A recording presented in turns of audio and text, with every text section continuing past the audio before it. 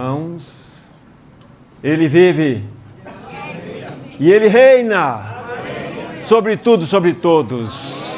Que Senhor glorioso é esse que nós temos. A Ele toda a glória, honra, poder e majestade. Que privilégio é o nosso de juntos estarmos assentados aos pés desse maravilhoso Senhor. Sabe, Sidão, o teu Senhor está sentado no mais alto e elevado trono desse universo. Mas se você olhar bem de perto sobre Ele, você vai ver que tem marcas da cruz em suas mãos, por amor a você. Porque Ele deu a vida dele por você naquela cruz, meu irmão. Por mim, por nós. Que Senhor é esse que nos ajunta aqui nesse ambiente? Ele deseja falar no nosso coração. E antes mesmo de orar, o meu clamor pessoal é que o pregador não atrapalhe o ministrar da palavra. Que o Espírito Santo tenha liberdade em nós, entre nós, que Ele fale tudo aquilo que Ele tem desejo a comunicar ao nosso coração. Vamos orar. Querido Pai Celestial, no precioso nome do Teu Filho Jesus, nós te pedimos, fala-nos pela Tua palavra. Nosso anseio, nosso desejo é que sejamos ensinados pelo bendito Espírito Santo, aquele que pode interpretar a palavra no nosso coração, aquele que pode revelar Cristo em nós. Ajuda-nos a viver uma vida além do véu. Ajuda-nos a viver uma vida ascensional. Oh, amado Senhor, te pedimos também que Tu transforme em vida prática tudo aquilo que será trazido ao nosso coração nessa manhã, pelo reunir. Nós oramos no precioso nome daquele que é o amado da nossa alma. Amém. A direção que eu tenho no meu coração para estar partilhando para os meus irmãos dessa manhã tem como título Chamados para uma Vida Ascensional. Então, o que estaremos fazendo? Seguindo os passos daqueles outros irmãos que já ministraram anteriormente aqui, começando nosso irmão Borges, depois nosso irmão Luiz, nosso irmão Sérgio, e o Senhor tem trazido algumas verdades ao nosso coração que precisam ainda ser aí compartilhadas com os nossos amados irmãos. Apenas lembrando de alguns detalhes que nos foram ditos, em especial pelo nosso irmão Luiz. Vocês se lembram que a temática principal dele era a plenitude da vida cristã.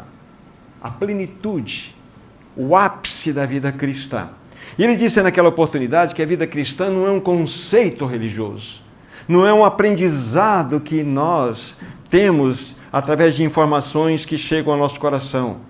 Mas o que ele disse para nós? Que a vida cristã é um movimento espiritual para que nós possamos entrar no Santíssimo Lugar. É um movimento de vida que acontece, que deve acontecer com cada um de nós. E, na realidade, esse Santíssimo Lugar, esse Santo dos Santos, não é um ambiente físico, é uma realidade espiritual. Por isso que nós ouvimos.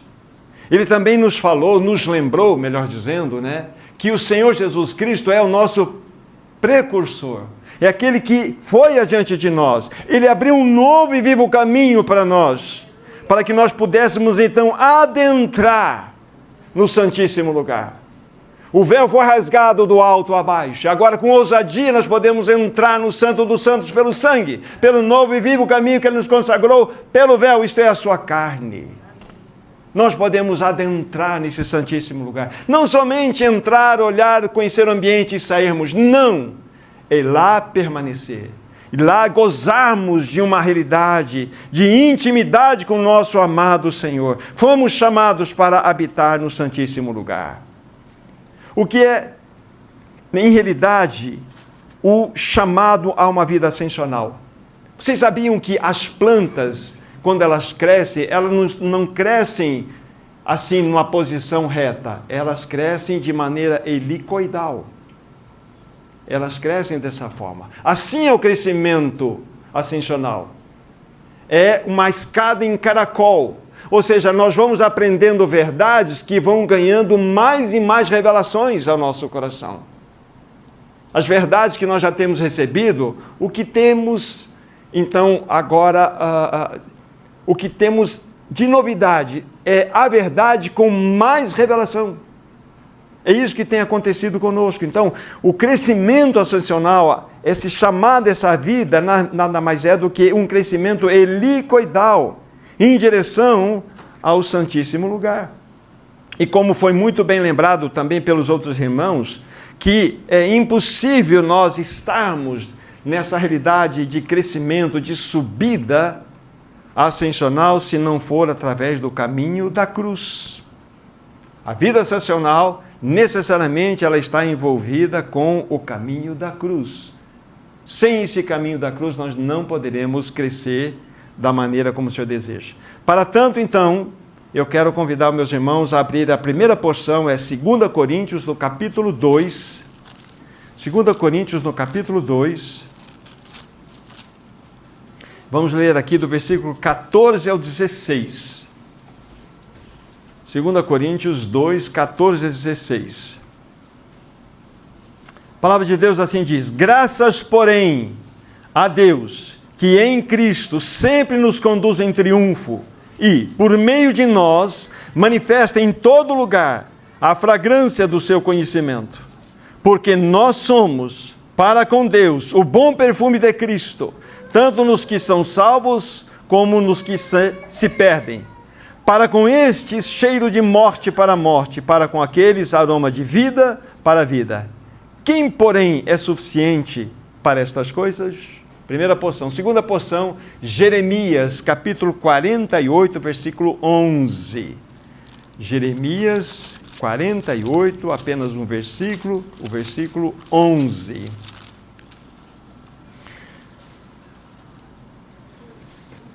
A palavra de Deus assim diz. Vou repetir, Jeremias 48, versículo 11. Diz assim: despreocupado esteve Moabe desde a sua mocidade, e tem repousado nas fezes do seu vinho. Não foi mudado de vasilha para vasilha, nem foi levado para o cativeiro. Por isso, conservou o seu sabor e o seu aroma não se alterou. Aqui são essas duas porções que nós temos para considerar com os nossos irmãos até esse momento. Voltem para a primeira porção indicada, 2 Coríntios 2, 14. E aqui eu quero considerar alguns pensamentos a respeito dessa primeira porção aqui. Há preciosas verdades que estão inseridas, e nós podemos chamar essa porção aqui de o ministério da fragrância de Cristo. Nós podemos dar um nome a esses pequenos versos que nós lemos aqui. O ministério da fragrância de Cristo. Para que nós possamos compreender o que o Espírito Santo quer nos falar através dessa porção, é necessário que eu traga aqui algumas informações que são muito importantes para os meus irmãos. Duas, ou melhor, três realidades significativas. A primeira informação, guarde no seu coração aqui. Quando nós lemos esse texto, o texto não trata do nosso triunfo, mas do triunfo de Cristo. Novamente eu vou pegar o versículo 14 para alinhar com o que eu estou dizendo para vocês. Graças, porém, a Deus que em Cristo sempre nos conduz em triunfo e por meio de nós manifesta em todo lugar a fragrância do seu conhecimento. Eu confesso que lá atrás eu interpretava esse texto de uma maneira completamente equivocada. Assim como interpretava outros textos de maneira equivocada. Por exemplo, tudo posso naquele que me fortalece. Eu achava que eu poderia ter o mundo aos meus pés com esse texto. Tudo eu posso naquele que me fortalece. Mas na realidade era um equívoco grande da minha parte. E pela misericórdia, o Espírito me corrigiu. Em outro texto que eu equivocadamente interpretava era esse aqui. Eu achava que em Cristo eu era o grande triunfante. Eu iria triunfar sobre todas as coisas. Talvez seja assim que você ainda pense a respeito desse texto. Mas é uma maneira equivocada de nós interpretarmos essa leitura. Então, primeiro ponto importante, depois vocês vão ter clareza por que eu estou afirmando isso. O texto não trata do nosso triunfo, mas do triunfo de Cristo. Muito bem. Para que nós possamos, então, avançar na compreensão melhor desse texto, algo que é necessário ser dito aqui. Há uma expressão na minha versão que diz assim: nos conduz em triunfo. Grife essa expressão, que ela é muito importante. Ela é usada especificamente para a aplicação militar. Ela só vai aparecer uma outra vez em Colossenses 2,15, com o mesmo sentido. Então, o que significa essa expressão? O que ela traz de realidade para nós? Ela era usada na antiguidade para o desfile triunfal, seja qual fosse esse desfile. Era tradição. Depois de uma grande vitória, de uma vitoriosa campanha militar dos romanos, os generais que então estavam voltando para Roma, eles então iriam marchar pelas ruas de Roma até chegar ao Capitólio, e ali seriam saudados pelo imperador. Uma outra informação, e atrás desse desfile, o que vinham? Vinham aqueles que foram feitos prisioneiros, eram os cativos que foram conquistados por esses generais. Uma outra informação que acontecia dentro desse contexto: nas laterais dessas ruas por onde passavam estas, vamos dizer assim, estas comitivas, esses vitoriosos, esses derrotados, nas laterais, então, havia uma multidão de pessoas, em ambos os lados, que estavam assistindo esse desfile. E essas pessoas, então, lançavam flores e incenso sobre todo aquele desfile. E todas aquelas ruas de Roma eram tomadas por esse perfume, em todo o trajeto daquele desfile. Então, esse é um contexto muito importante para que vocês entendam o que o Espírito Santo quer nos mostrar aqui, sobre nos conduzir em triunfo. Claro para nós, mas há uma outra informação, um terceiro aspecto que é muito importante. A melhor versão, a melhor maneira de nós compreendermos esse texto, eu achei numa versão, tem outras, mas uma versão da linguagem de hoje, ela vai traduzir de maneira muito clara o versículo 14 para nós. Preste bem atenção, eu vou ler 2,14 numa outra versão, que para mim é aquela que dá mais sentido ao texto. Ouçamos: mas dou graças a Deus, porque, unidos com Cristo, somos sempre conduzidos por Deus como prisioneiros no desfile da vitória de Cristo, como um perfume que se espalha por todos os lugares.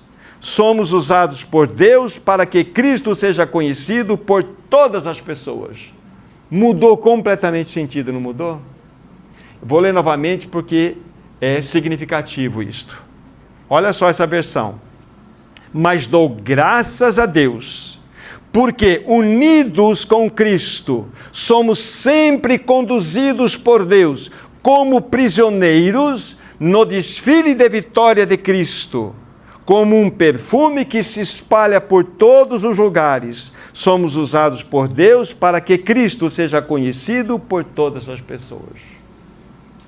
Opa! Aí nós vamos compreender qual é o papel de Paulo nesse desfile, como que ele se via nos desfiles aqui. Já entender, ele se via como um cativo, como um prisioneiro.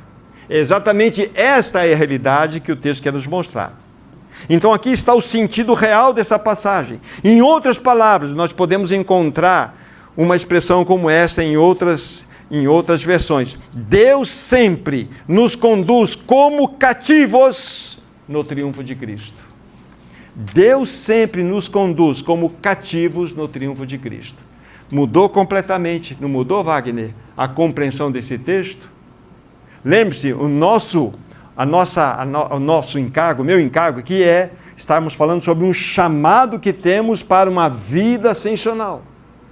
Quais caminhos nós temos que trilhar para que possamos gozar daquela presença no Altíssimo, do Altíssimo e com o Altíssimo?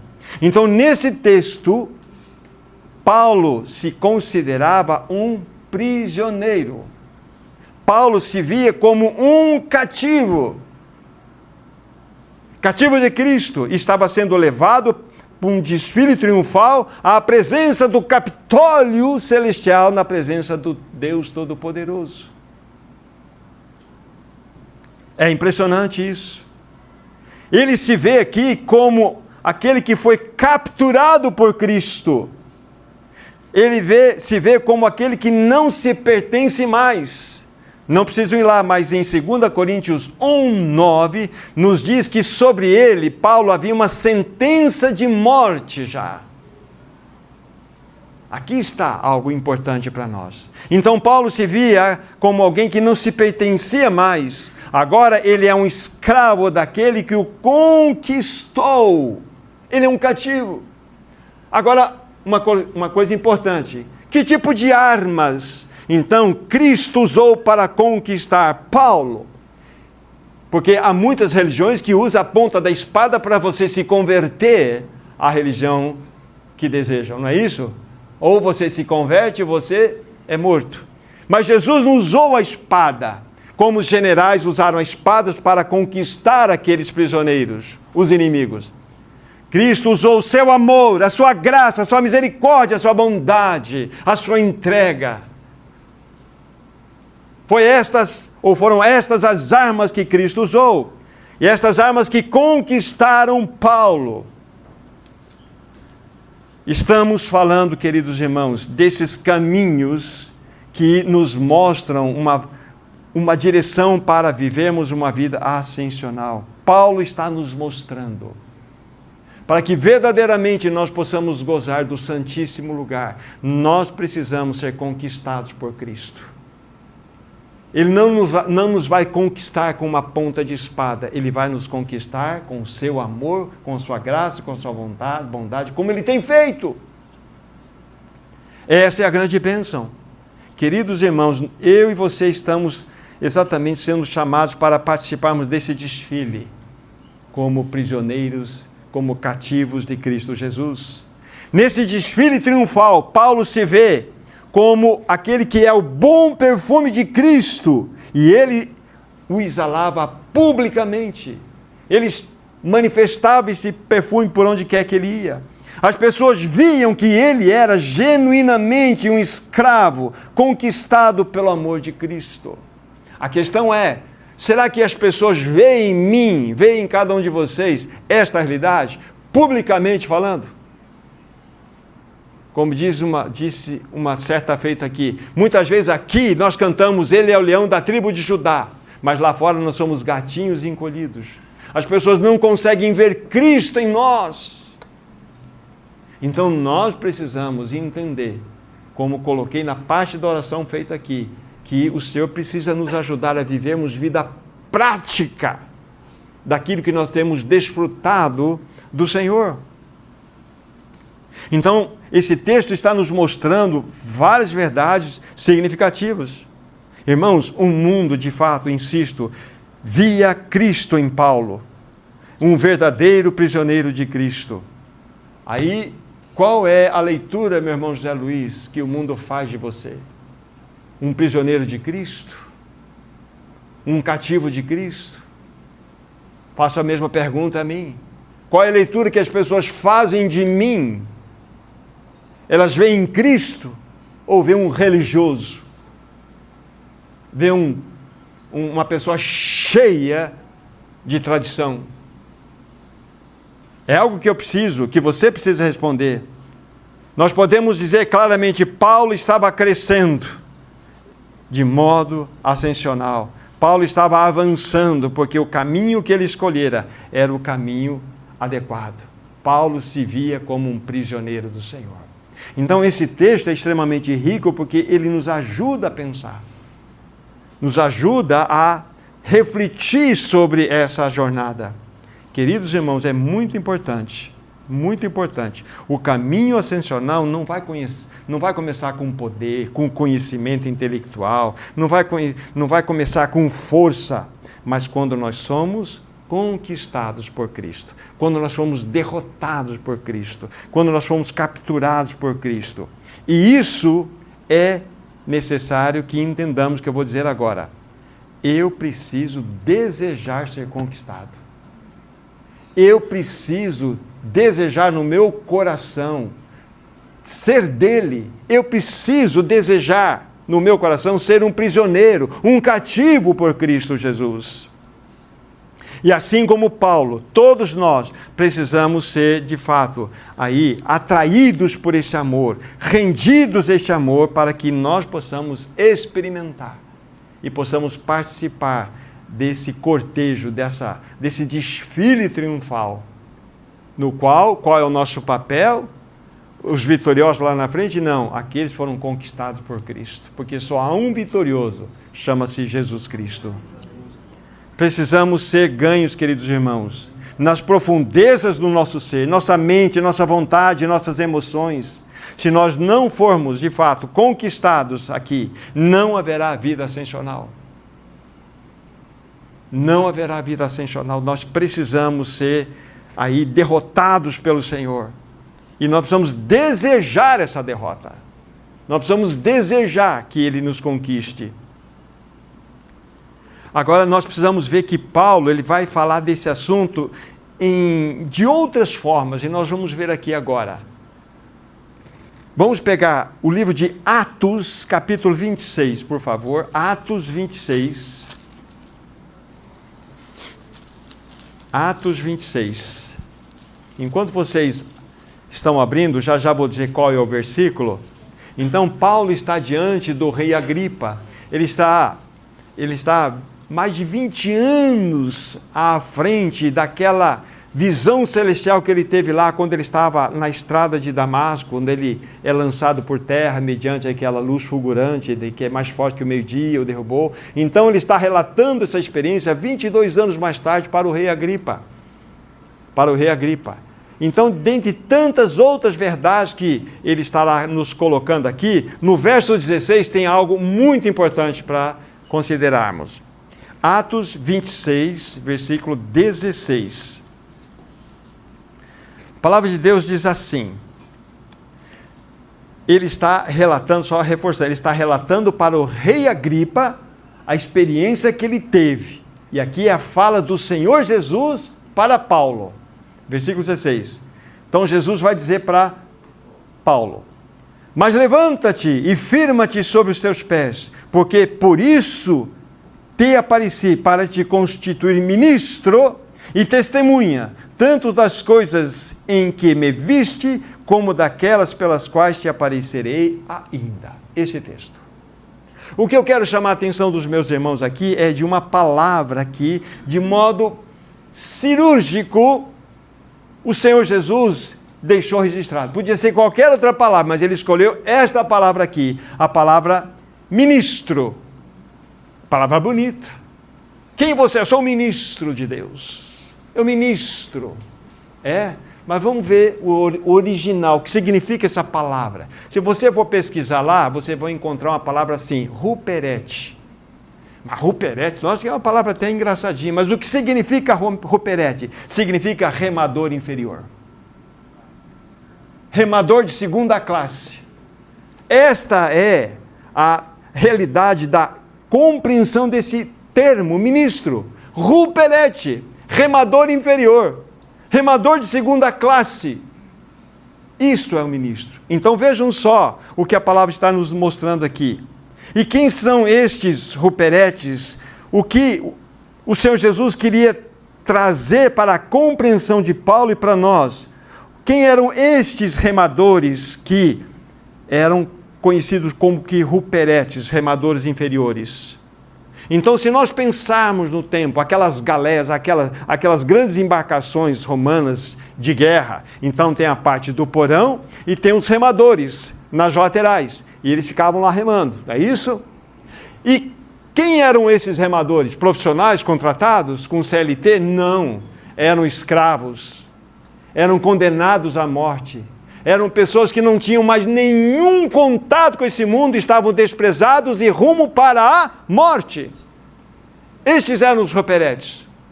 E quando um ruperete, um remador inferior morria, joga como alimento para o tubarão, bota outro lá para remar. Não tinha valor algum. Então o Senhor Jesus coloca Paulo como um ruperete, um remador inferior. Então, Anderson, você tem um novo posto, você foi promovido a um ruperete.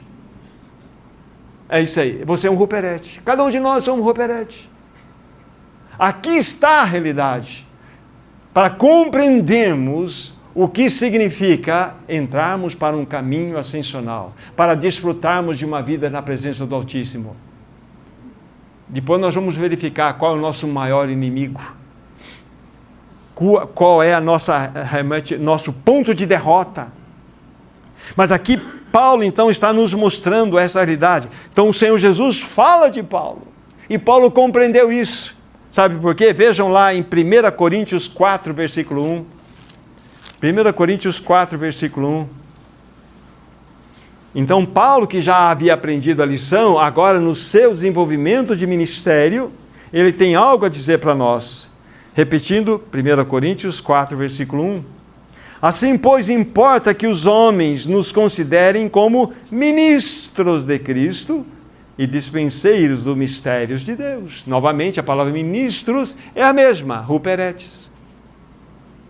Então, essa palavra ministro, esse termo, não é um termo que te eleva, te coloca numa toga, te coloca num lugar, sabe, de importância. Pelo contrário, te joga para o porão e te dá um remo na mão. Você vai remar na graça de Deus. Porque você não serve para mais nada a não ser remar, remar, remar. Essa é a realidade do texto para nós. Então, Paulo está nos mostrando e confirmando o que o Senhor Jesus havia dito para ele. Nós somos huperetes. Huperetes. Era a compreensão do apóstolo Paulo. Então, Adalberto, sem essa compreensão, como que nós podemos galgar uma vida ascensional? Como nós podemos desfrutar do Altíssimo?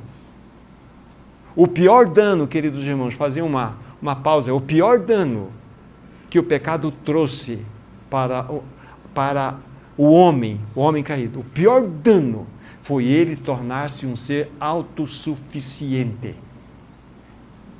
O pior dano foi o homem tornar-se centro de si mesmo. Aí está a desgraça do homem.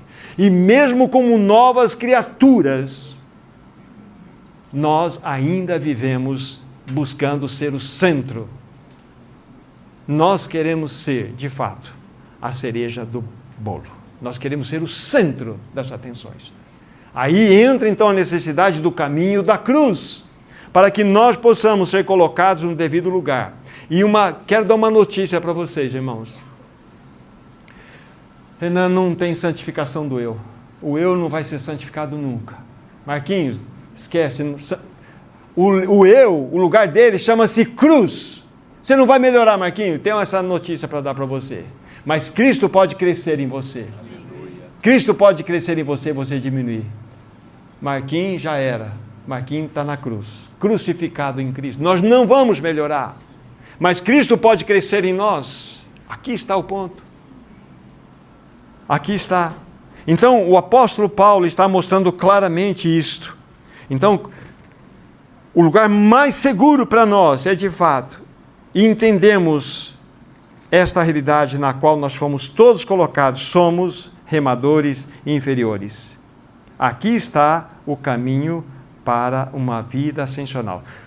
Somos cativos, somos levados como prisioneiros, somos remadores inferiores. Aqui está, de fato, o nosso currículo que nos eleva para essa experiência. Paulo estava crescendo ascensionalmente e ele então conhecia e cada vez mais era uma realidade para ele o santíssimo lugar, ou seja, a presença de Deus, cada vez mais. Qual era a filosofia de Paulo? Vamos só agregar mais alguns textos para entendermos qual era o pensamento de Paulo sobre essa realidade que estamos expondo aqui. O que ele falava dele mesmo. Filipenses capítulo 1, versículo 21. Filipenses 1, versículo 21. Olha a filosofia de Paulo, que deve ser a de cada um de nós. 1, 21. Porquanto para mim o viver é Cristo e o morrer é lucro. Para mim o viver é Cristo e o morrer é lucro. A única forma adequada de nós compreendermos, de fato, o que significa estarmos galgando, trilhando em direção a uma vida ascensional de desfrute da presença de Deus, está aqui. Essa aqui é a filosofia da vida de Paulo. Para mim, o viver é Cristo e o morrer é lucro. Não faz sentido, do ponto de vista cristão, lógico, para nós, algo fora desse pensamento aqui. Para mim, o viver é Cristo e o morrer é lucro. Voltem para o livro de Efésios, por favor. É um livro antes do que estamos agora, Filipenses. Efésios, capítulo 3, versículo 1. Então, vocês viram o que Paulo acabou de nos afirmar em Filipenses. Vejam o que Paulo fala dele mesmo, capítulo 3, versículo 1 de Efésios. Por esta causa, Paulo, sou prisioneiro de Cristo Jesus por amor de vós entre os gentios. Paulo se vê como um prisioneiro, um cativo. Isso corrobora com aquilo que nós falamos em 2 Coríntios 2, 14 a 16. Paulo se via como aquele que fazia parte, sim, daquele desfile, mas como um prisioneiro, um que foi conquistado. Ele era cativo. Mas lembre-se, ele foi conquistado pelo amor. Ele foi conquistado pela graça, pela misericórdia. Ele desejou ser conquistado. Porque o Senhor não nos conquista pela ponta da espada, e sim pelas marcas da cruz em suas mãos. Então nós temos diante de nós isso. Paulo se vê assim, bem pertinho, em capítulo 4, versículo 1 desse mesmo livro de Efésios. O mesmo pensamento, Paulo, ele reforça para aqueles irmãos. Rogo-vos, pois eu, o prisioneiro no Senhor, que andeis de modo digno da vocação a que fostes chamados. Então Paulo está fazendo aqui uma súplica àqueles irmãos. E ele coloca aqui não como apóstolo, não como o apóstolo do Senhor. Nesse caso ele se apresenta como o prisioneiro do Senhor. Para que aqueles irmãos pudessem andar de modo digno da vocação a que foram chamados. Essa palavra digno é uma palavra muito importante. Dentre as várias formas de compreensão, nós podemos dizer que é modo harmônico, modo equilibrado da nossa vocação, modo digno. Então aqui está, irmãos, mas esse texto, corroborando com o anterior e o de Filipenses, mostrando qual era a filosofia de vida de Paulo. Por que Paulo então experimentou o que nós desejamos experimentar? Porque Paulo andava dessa forma. É interessante você fazer apenas um estudo da vida do apóstolo Paulo, desde quando ele era chamado Saulo de Tarso, ver como que ele agia, como que ele era, como que ele reagia, olhar para o seu caráter, o seu temperamento, a sua personalidade, e você vai esticando um fio na história, você vai chegar na sua última carta que ele escreve, que é 2 Timóteo. Ele estava já na sua segunda prisão em Mamertina, em Roma, esperando a sua decapitação, a sua morte.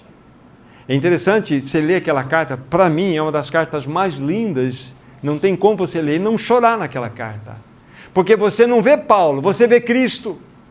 Você vê Cristo sendo manifestado em Paulo. Você vê marcas reais de chicotadas nas costas de Paulo. Você vê um homem completamente, vamos dizer assim, marcados pelo seu testemunho, mas um homem totalmente quebrantado.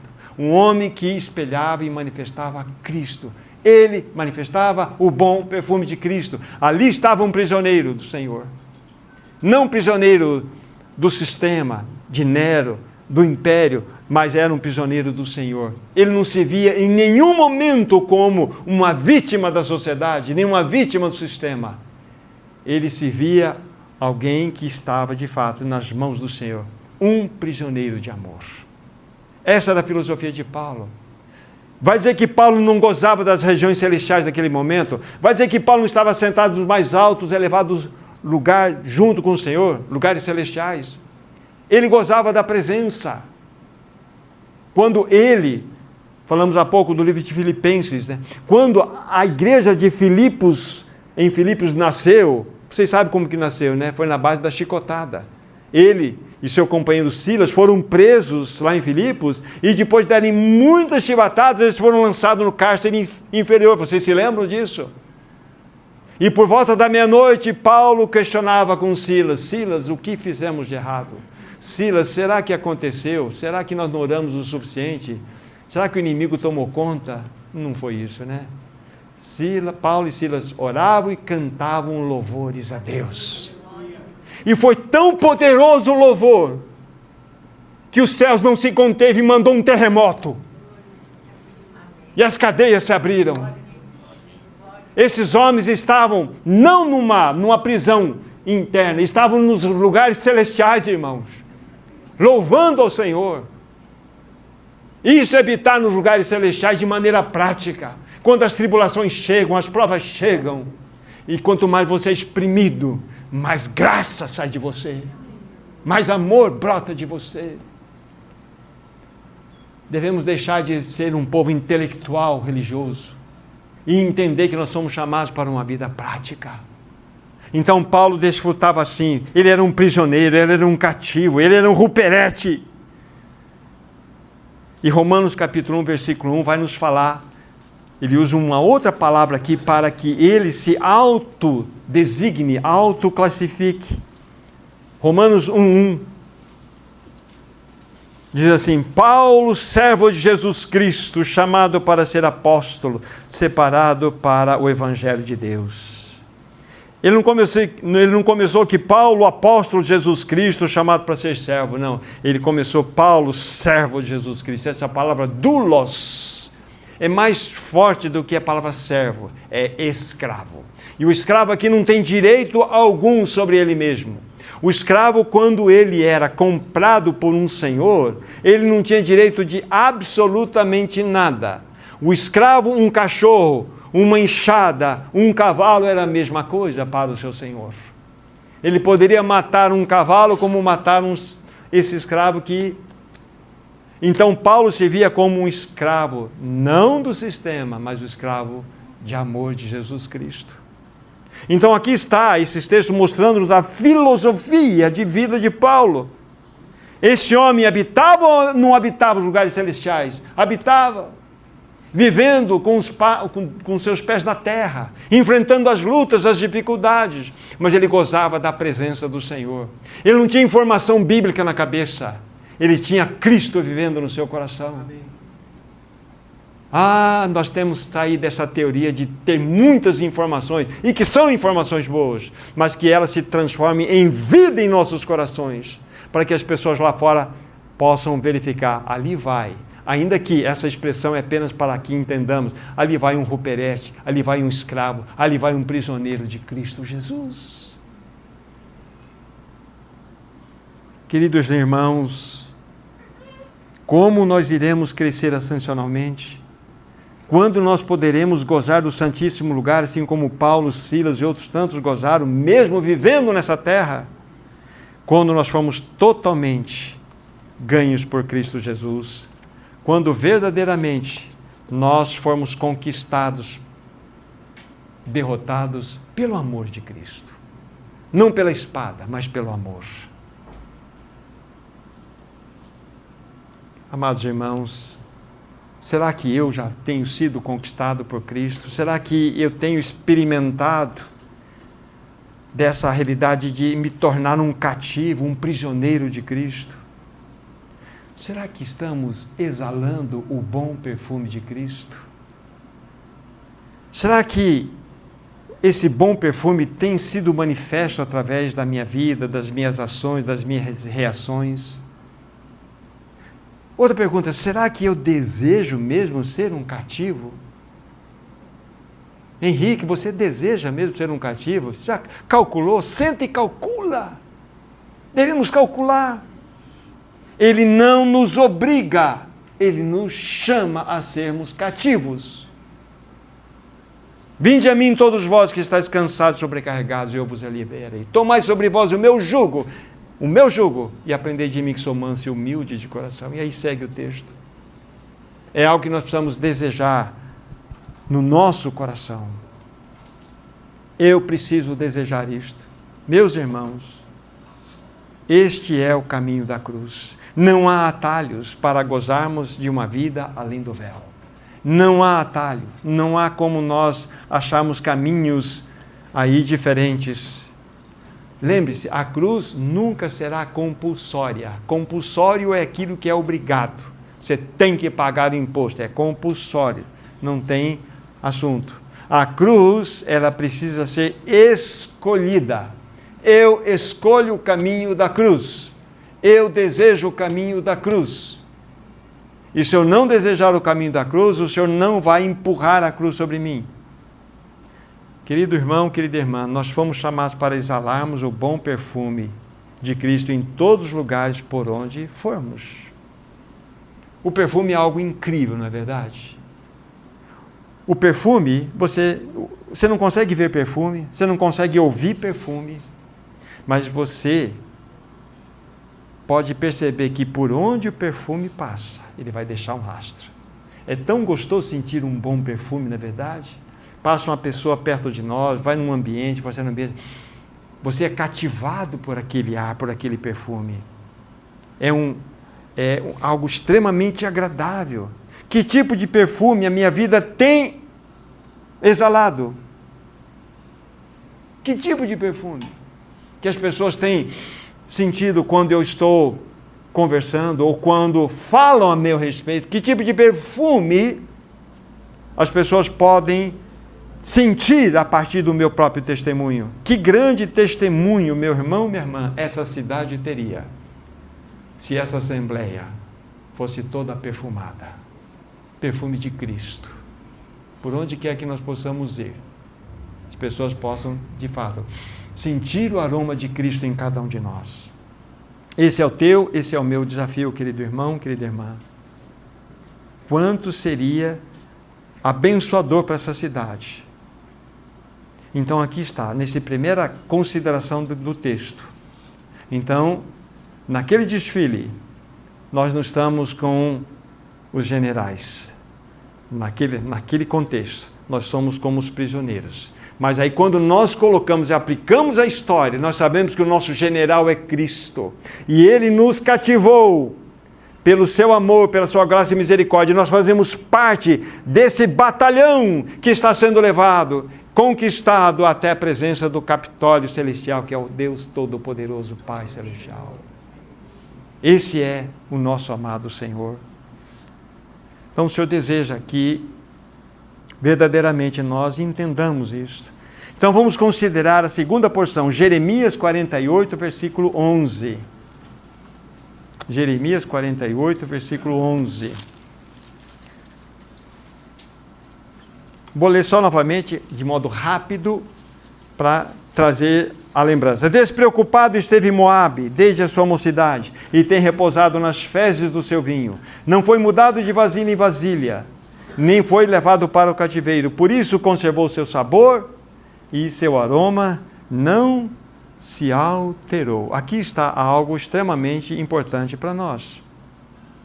Na verdade, a gente tem que pensar dentro desse contexto, quando o vinho era preparado.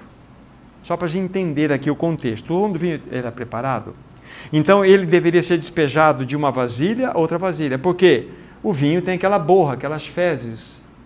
Então, para que o vinho se torne puro e seu aroma adequado, eu tenho que mudar de vasilha em vasilha e assim por diante, até que o vinho alcance o desejo daquele que está fazendo todo esse trabalho.